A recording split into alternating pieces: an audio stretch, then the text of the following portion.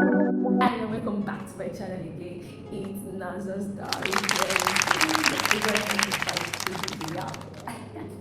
So today, as usual, my phone, I just had my everything. I just can't speak without having my phone.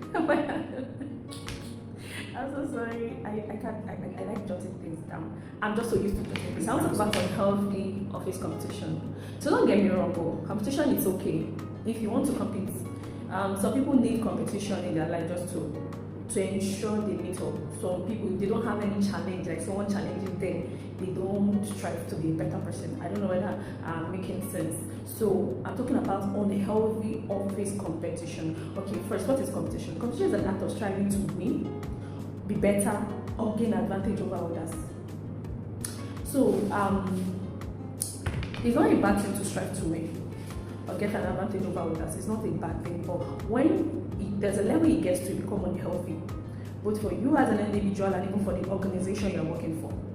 You know, I come as a 9 to 5, so everything I'm saying on this video is particularly talking about the 9 to 5 workers. So you have unhealthy competition. It can affect your team, it can affect you as an individual in the office, and it can even affect your mental health.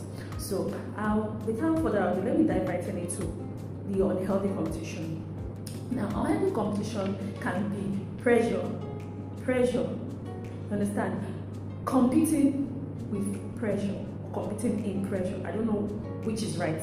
Now, how do I explain? Let's say that because I am being pressurized in the office by maybe my manager or the office to ensure that I meet up targets, or to ensure that I meet up a certain speed. Because of the pressure, start compromising a lot of things.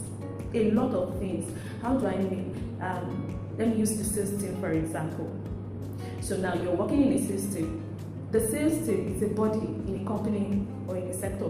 So in this body, you're not just the only person working. You're like 2, 3, 4, 5, 6 colleagues.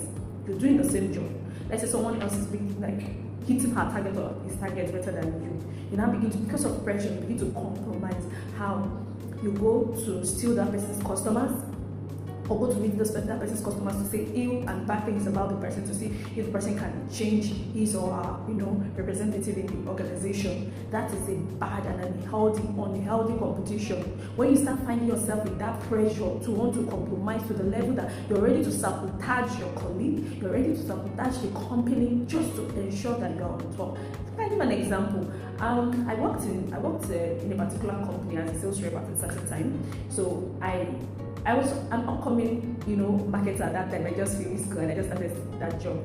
And then I had my seniors who were better and higher than me in the organization, who I met in the organization. So that certain period,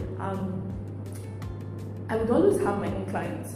So because I don't know I was still learning, I was still onboarding on the step-by-step procedure on how to onboard these customers, to put them through in the whole job something. I would take it to my senior for him to okay, please help me, sir, help me. Say I have a customer, see.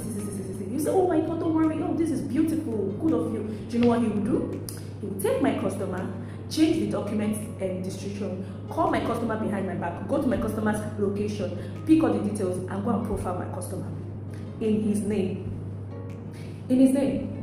So whenever I'm calling the customer is like, don't worry, one of your staff has called. It was like repeating itself, and every customer that this happens with, I find that it is him.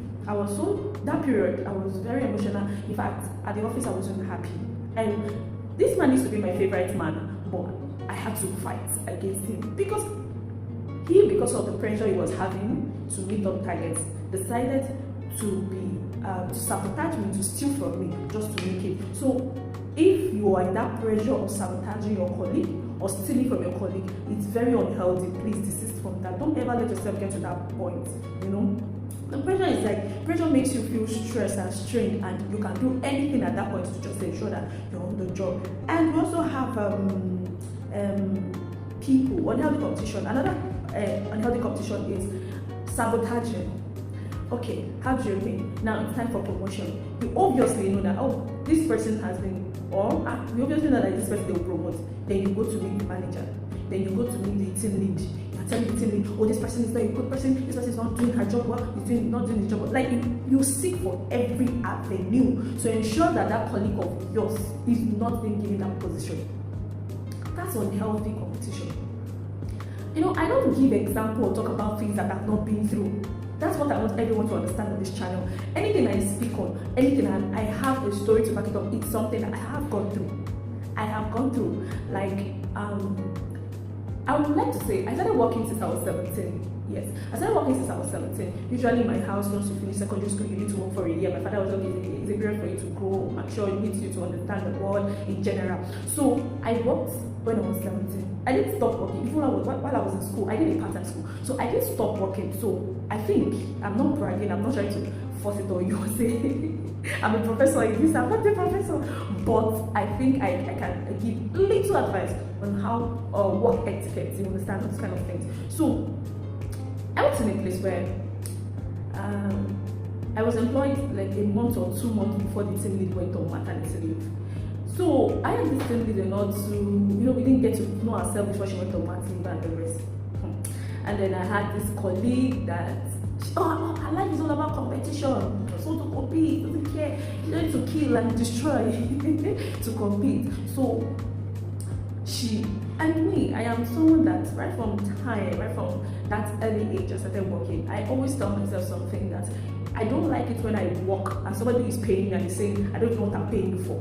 I don't know whether that is a deal breaker for you people. I don't like it. Because I like it when I'm working, you're paying me. I enjoy when you have the pleasure to pay me. And I say, this person, even feel like we don't even want something. I like to work hard. If I'm doing this, I do it well. That's my life. That's it. If you know me very well, you've worked with me.